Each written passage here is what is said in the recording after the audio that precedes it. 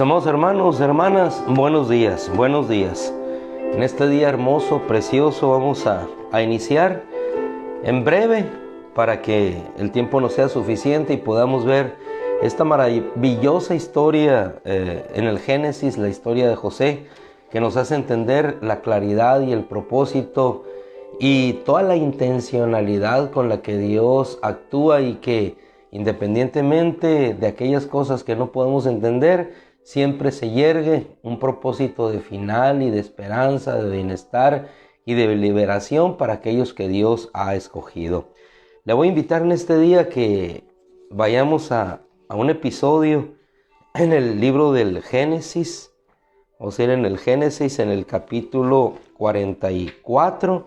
Allí nos vamos a posicionar para ver la historia de José y terminar en el 45, 5 y 7, que es el texto en lectura que hoy nos toca en el reto bíblico de la lectura que hemos trazado para nuestros hermanos en la congregación. No sin antes yo mencionarle, en tanto que usted va a esta parte de la escritura, en el Evangelio de Juan capítulo 13, en el versículo 7, y el título que nos lleva hoy es Lo entenderás. Nuestro Señor, cuando empieza, antes de partir a su sacrificio, empieza a lavar los pies a sus discípulos. Hay una parte en la escritura donde el apóstol Pedro quiere rehusar a que Jesús lave sus pies. Señor le dice, tú lavarme a mí los pies, en el Evangelio de Juan capítulo 13, tú lavarme los pies a mí, Señor, no lo voy a permitir. En ocasiones no queremos permitir cosas, en este caso era lo contrario, era una actitud de humildad de nuestro Señor hacia Él, pero Él no lo podía permitir. Como su Señor y Maestro iba a lavar sus pies cuando era todo lo contrario. Y el Señor le dice unas palabras que hasta el día de hoy siguen vigentes para nosotros. Ahora tú no lo comprendes, no comprendes lo que yo hago, pero lo entenderás después. ¿Cuántas veces pasamos situaciones en nuestra vida que no las comprendemos ahora? No entendemos por qué estamos pasando tal situación de enfermedad, alguna situación financiera, algún descalabro en alguna situación de vida. No lo entendemos ahora, pero si nosotros, más allá de lo que no entendemos ahora, podemos confiar y esperar en nuestro Señor y entenderlo después cuando Él lleve a cabo su propósito y podamos ver toda la realidad, todo el rompecabezas armado, entonces, hermano, daremos gloria a Dios.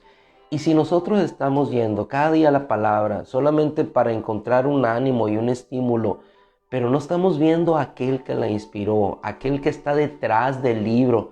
Nosotros estamos viendo el libro, pero aquel que está detrás del libro es lo verdaderamente importante. Si nosotros no estamos viendo a Dios o no estamos viendo a Cristo presente en cada una de estas historias, entonces nos estamos quedando faltos. Estamos solamente quedándonos con un texto que bien nos puede estimular, que bien nos puede animar a seguir adelante, pero la Biblia no es humanismo, la Biblia no es una palabra que nos lleve un día para que nos sintamos bien y otro día para que volvamos a retomarla y volvernos a sentir igualmente, dependiendo de nuestro estado de ánimo. No. La Biblia es la palabra de Dios.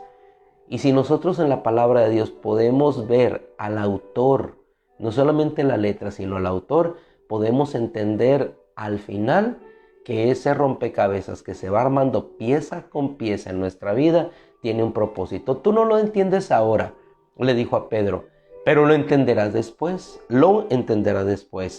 Si nosotros, yo sé que usted está en Génesis, vamos también a Jeremías, vamos a poder entender a partir del versículo de ayer que el Señor le dice, yo haré esto hasta que haya llevado a cabo los propósitos de mi corazón, de su corazón.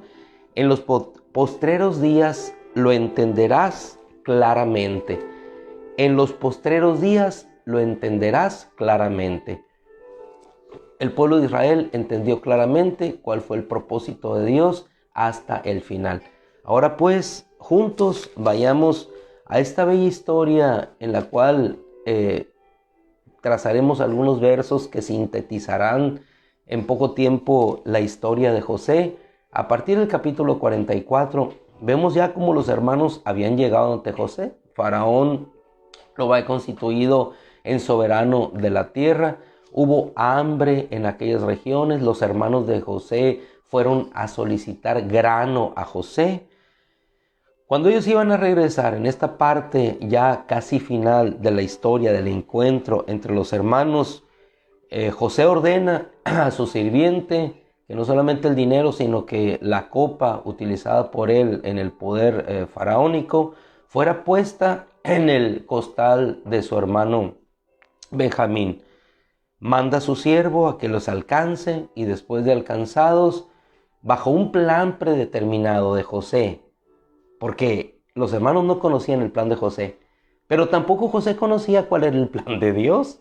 Muchas veces hacemos planes nosotros predeterminados para que acontezca de tal forma, pero en ese plan particular personal que tú tienes, hay un plan de Dios más perfecto y maestro de Dios que te hará entender no solamente el propósito de Él para tu vida, sino para la vida de los demás y el propósito general para toda una nación.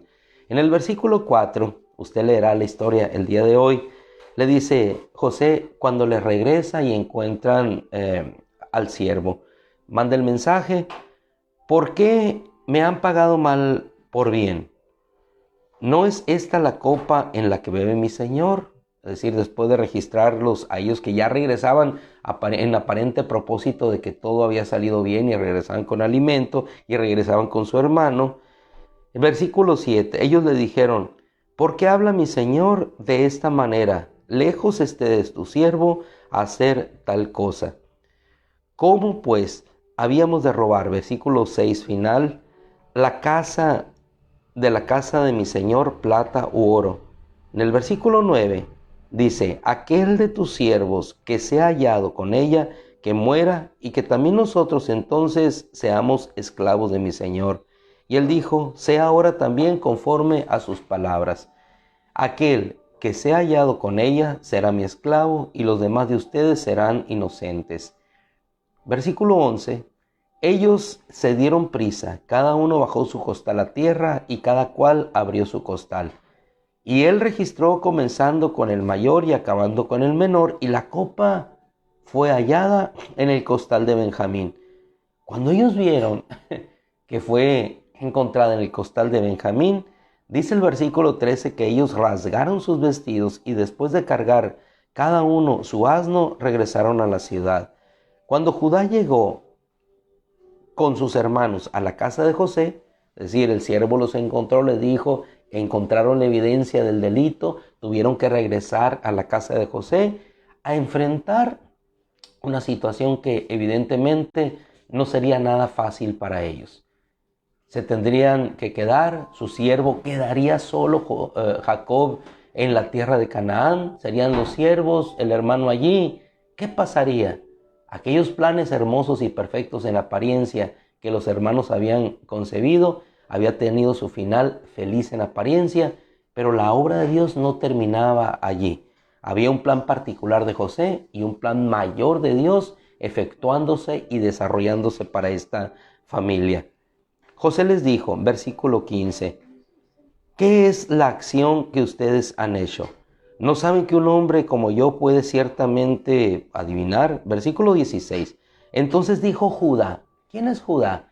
¿Acaso Judá no fue aquel que dijo, no matemos a nuestro hermano, sino mejor vendámoslo y no traigamos la sangre porque es nuestro hermano? No, mejor lo vendemos. Y lo vendieron por 20 piezas de plata. Este mismo José que había estado en aquella situación, y este mismo Judá que le había vendido, hoy se vuelven a encontrar en una situación y posición diferente. José ya no estaba recluido en el pozo, ahora el que estaba en una situación complicada, difícil, era Judá. Entonces Judá responde de esta manera. Vamos al versículo 16. Entonces dijo Judá, ¿qué podemos decir a mi señor? ¿Qué podemos hablar y cómo nos justificaremos?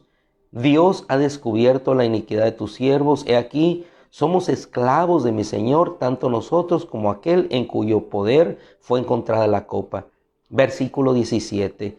Mas él respondió: lejos esté de mí hacer esto. El hombre en cuyo poder ha sido encontrada la copa será mi esclavo, pero ustedes pueden subir a su padre.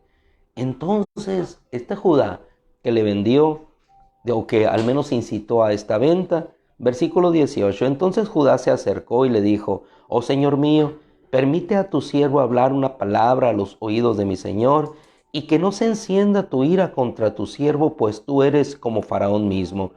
Mi Señor preguntó a sus siervos diciendo: ¿tienen padre o hermano? Entonces empezó a hablar él con la verdad. Empezó a hablar con su corazón ante el hermano desconocido. Y respondimos a mi Señor: tenemos un padre ya anciano. No habló verdad cuando llegó con su padre. Jacob, cuando le dijeron que había sido despedazado por una fiera, no hablaron verdad, pero hoy estaba hablando su corazón. El corazón de Judá estaba hablando la verdad. Y le dice: tenemos un padre ya anciano, eso te lo dijimos, y un hermano pequeño, hijo de su vejez, y su hermano ha muerto. Así que solo queda de él, de los hijos de su madre, solo queda él, y su padre lo ama. Solamente queda Benjamín. De los hijos de su madre solamente él queda. De Raquel, el otro murió. Entonces tú dijiste a tus siervos: tráemelo para que yo lo vea. Y nosotros respondimos a mi señor: el muchacho no puede dejar a su padre, pues si dejara a su padre, éste moriría. Tú, sin embargo, dijiste a tus siervos: si su hermano menor no desciende con nosotros, no volverán a ver mi rostro. Aconteció pues entonces que subimos a mi padre, tu siervo, le contamos las palabras de mi señor, y nuestro padre dijo: regresen, compren un poco de alimento. Un padre protegiendo a sus hijos, desprendiéndose de lo más querido para que su familia pudiera alimentarse. ¿No te suena así lo que el padre hizo con su propio hijo? Desprenderse del Hijo de Dios para que aquellos ingratos que le habían vendido pudieran recibir alimento y pudieran ser liberados. Por eso le digo, si no vemos a Cristo, si no vemos el corazón de Dios a través de estas historias, nos quedamos solamente con la historia, pero estamos viendo el propósito y el corazón de Dios puesto en aquellos que Él ama. José les amaba, pero aún así les hizo pasar por esa situación. Jacob amaba a su familia, pero aún así entregó a su hijo por el propósito de que fueran alimentados. Más, versículo 26, más nosotros respondimos: no podemos ir. Si nuestro hermano menor va con nosotros, entonces iremos, porque no podemos ver el rostro del hombre si nuestro hermano no está con nosotros. Y mi padre, tu siervo, nos dijo: ustedes saben que mi mujer me dio a luz 2 hijos. El uno salió de mi lado y dije: seguro ha sido despedazado, y no lo he visto desde entonces. Y si también se llevan a este de mi presencia y algo malo le sucede, harán descender mis canas con dolor al Seol. Ahora pues, cuando yo vuelva a mi padre tu siervo y el muchacho no esté con nosotros, como su vida está ligada a la vida del muchacho, sucederá que cuando él vea que el muchacho no está con nosotros, o sea, Benjamín, morirá.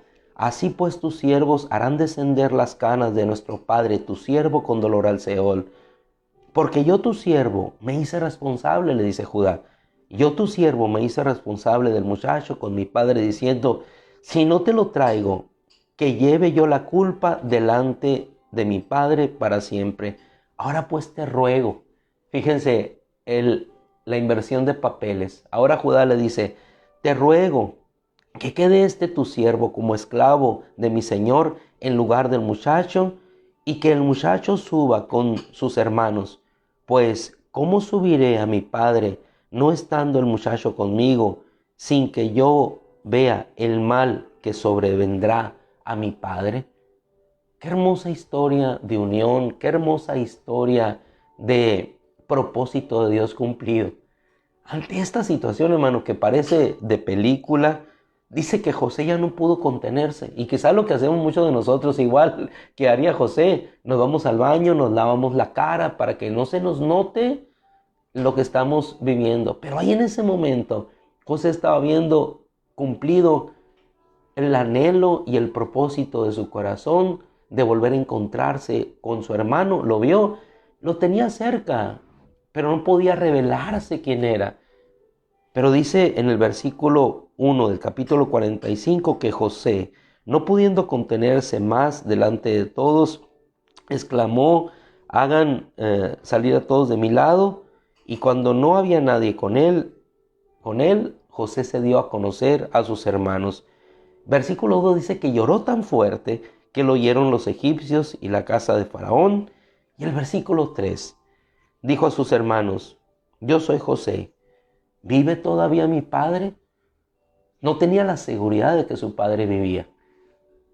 ¿Por qué? Porque no lo había visto. ¿Vive todavía mi padre? Entonces sus hermanos no podían, dice, contestarle, estaban atónitos delante de él. José dijo a sus hermanos: acérquense. Ellos se acercaron y les dijo: yo soy José, su hermano. Y estas palabras hermosas que le dice: a quien ustedes vendieron a Egipto. A quien ustedes vendieron a Egipto. Cualquiera de nosotros, hermano, hubiera guardado rencor, amargura en su corazón. Pero él en el verso 5 les dice: no se entristezcan, ni les pese haberme vendido, pues he aquí, para preservar sus vidas, me envió Dios delante de ustedes. Entendió el propósito. Cuando nosotros entendemos los propósitos de nuestro Dios, no hay amargura, no hay dolor, no hay reclamo, no hay un resentimiento contra nuestras familias, contra nuestros padres, contra aquellos que nos hicieron mal, ni contra Dios. ¿Por qué? Porque en el versículo 7, y con esto cerramos, entendemos el propósito de Dios al final, cuando todo se completa. El propósito de bienestar, de esperanza y de bondad. Y Dios me envió delante de ustedes para presentarles un remanente, para preservarles un remanente en la tierra y para guardarles con vida mediante una gran liberación. Propósito de Dios siempre, liberación. Guardarles con vida mediante una gran liberación. Envió a su Hijo, aunque le vendimos, le maltratamos, para guardarnos con vida y hacer de nosotros y con nosotros, por medio de nosotros, glorificar su nombre en una gran liberación. Bella historia, hermosa historia que nos deja de reflexión este día, que al final entenderemos, al final entenderás lo que estás pasando, al final entenderás que siempre en Dios hay un propósito de liberación. Padre, te doy gracias por tu bella palabra, hermosa, Señor, expresada. Te agradecemos y te pedimos que nos acompañes en este día como siempre y que poco a poco el propósito tuyo vaya a ser entendido hasta el final. Gracias, Padre. Amén. Ay, amados hermanos, que el Señor les bendiga. Hermosa, bella historia. El Señor les guarde. Si Dios quiere, nos vemos a la noche. Salimos un poco a prisa porque nuestras actividades en los trabajos y tiempos esperan. Dios les bendiga. Un abrazo. Cuídense mucho. Esperen al final. Esperemos todos y veamos la mano de Dios hermosa y bondadosa. Un abrazo. Cuídense mucho.